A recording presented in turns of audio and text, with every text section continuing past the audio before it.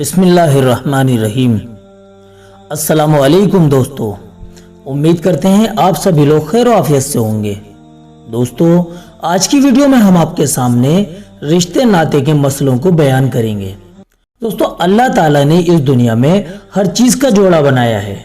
آپ دیکھ لیجئے کہ ایک شرٹ اور پینٹ دونوں مل کر ہی ایک جوڑا بنتا ہے، کرتا پاجامہ مل کر ایک جوڑا بن جاتے ہیں، ایک چپل دوسرے چپل کے بغیر ادھورا رہتا ہے، ایک جانور دوسرے جانور کے بغیر ادھورا رہتا ہے۔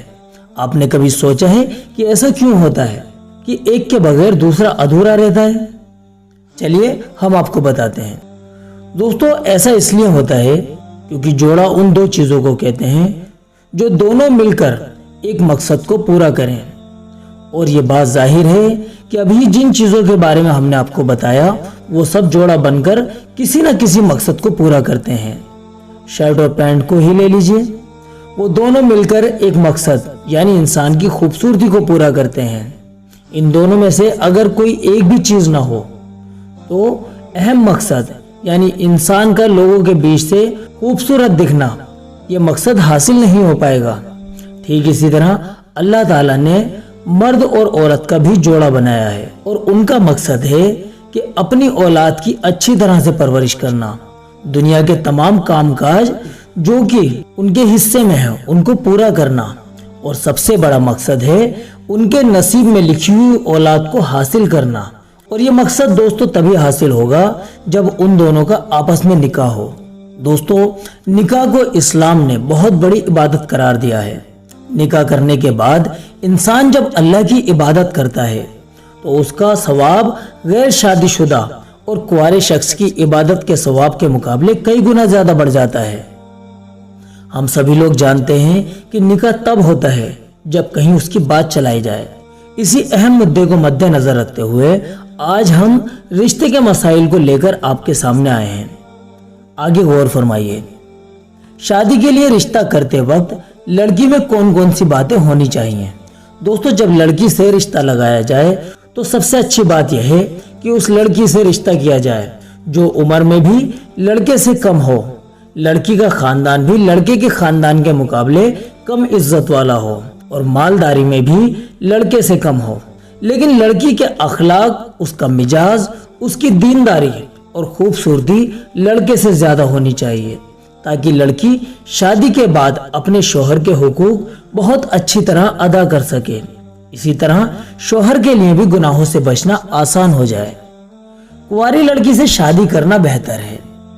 دوستو، اگر کوئی خاص وجہ نہ ہو تو بہتر یہ ہے کہ کنواری لڑکی سے ہی رشتہ کیا جائے، غلط چال چلن والی لڑکی سے نکاح نہ کیا جائے۔ اسی کے ساتھ ساتھ یہ چیز بھی دیکھنا ضروری ہے کہ لڑکی کا چال چلن اچھا ہو۔ اگر لڑکی کے چال چلن غلط ہوں تو پھر اس سے رشتہ نہیں کرنا چاہیے۔ لڑکی کے لیے کیسا شوہر پسند کیا جائے، آئیے جان لیتے ہیں۔ دوستو، اس بات کا خیال رکھنا بھی بہت زیادہ ضروری ہے کہ جس طرح لڑکے کے لیے نیک لڑکی دیکھنا ضروری ہے، اسی طرح لڑکی کے لیے بھی ایسا لڑکا دیکھنا ضروری ہے جو دیندار بھی ہو، بہتر اخلاق والا بھی ہو، گھر والوں اور رشتہ دار وغیرہ پر خرچ کرنے کا عادی بھی ہو، اور اللہ پاک نے اس کو مال و دولت بھی دے رکھی ہو تاکہ وہ شادی کے بعد اپنی بیوی کی ضرورتوں کو اور اس کے حقوق کو اچھی طرح سے ادا کر سکے۔ گناہگار اور عیبدار لڑکے سے رشتہ کرنا بہتر نہیں ہے۔ دوستو، اگر لڑکے کا کردار خراب ہو تو پھر اس سے لڑکی کا رشتہ نہیں کرنا چاہیے، کیونکہ عیبدار شخص سے رشتہ کرنے کو اسلام نے پسند نہیں فرمایا۔ جوان لڑکی کا بڑی عمر والے سے نکاح کرنا بہتر نہیں ہے۔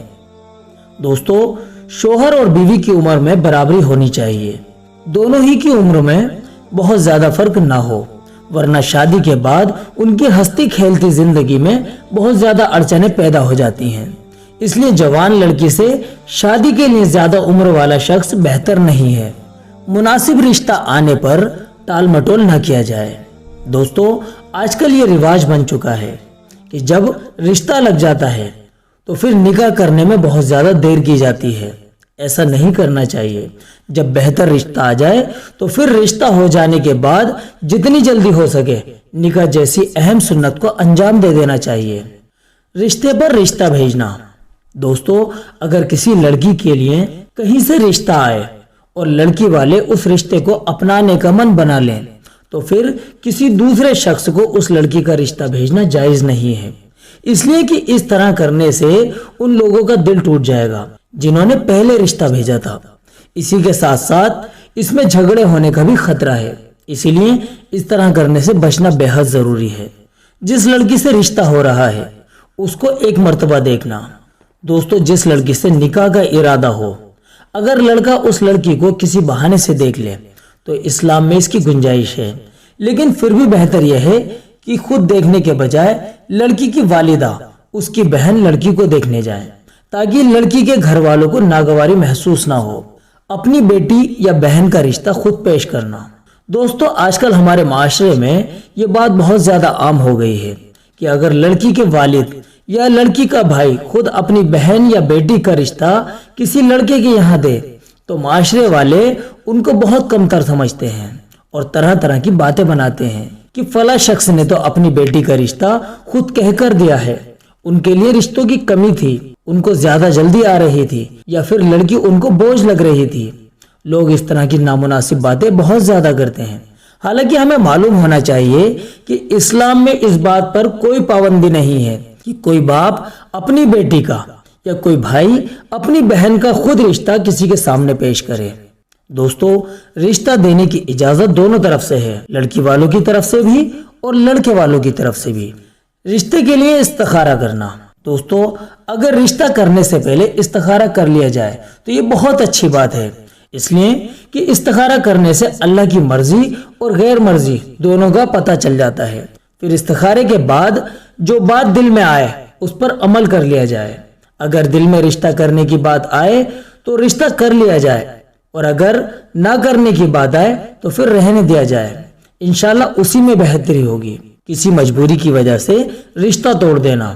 دوستو اگر آپ کا رشتہ پکا ہو جائے لیکن رشتہ پکا ہونے کے بعد ایسے حالات سامنے آئے جن سے یہ خطرہ محسوس ہو کہ شادی کے بعد شوہر اور بیوی میں نبھاؤ ہو پانا مشکل ہے، تو پھر اسلام نے ایسی صورت میں رشتہ توڑنے کی اجازت دی ہے۔ نکاح دو خاندانوں، دو گھرانوں اور دو شخصیتوں کے بیچ محبت اور تعلق پیدا کرنے کے لیے ہے، لیکن اگر ایسے حالات بن جائیں جن کو دیکھ کر ایسا لگے کہ شادی کے بعد میاں بیوی کا نبھاؤ نہیں ہو پائے گا تو پھر بہتر ہے کہ ایسے رشتے کو وہیں پر ختم کر دیا جائے۔ نکاح سے پہلے منگیتر سے بے تکلفی کی اجازت نہیں۔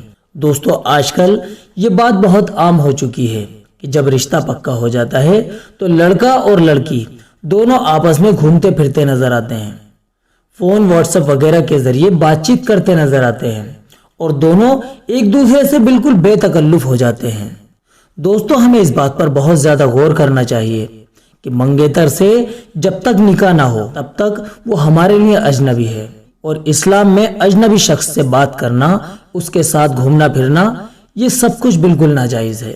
لہذا جس طرح ایک اجنبی شخص سے بات کرنے کی وجہ سے اس سے بے تکلفی بنانے کی وجہ سے گناہ ملے گا، اتنا ہی گناہ شادی سے پہلے منگیتر کے ساتھ گھومنے پھرنے اور فون وغیرہ پر بات چیت کرنے سے ہی ملے گا۔ اس سے بہت زیادہ بچنے کی ضرورت ہے، کیونکہ آج کل یہ ناجائز شکل ہمارے معاشرے میں بہت زیادہ عام ہو چکی ہے۔ تو دوستو یہ تھے رشتے کے کچھ اہم مسئلے جو ہم نے آپ لوگوں کے سامنے بیان کیے ہیں۔ ہم امید کرتے ہیں انشاءاللہ آپ سب لوگوں کو ان سے فائدہ ہوگا۔ آج کی ویڈیو میں اتنا ہی، آگے آپ سے پھر ملاقات ہوگی اسی طرح کی نئی جانکاری کے ساتھ۔ تب تک کے لیے آپ اپنی دعاؤں کے ساتھ ہمیں اجازت دیجیے۔ السلام علیکم ورحمۃ اللہ وبرکاتہ۔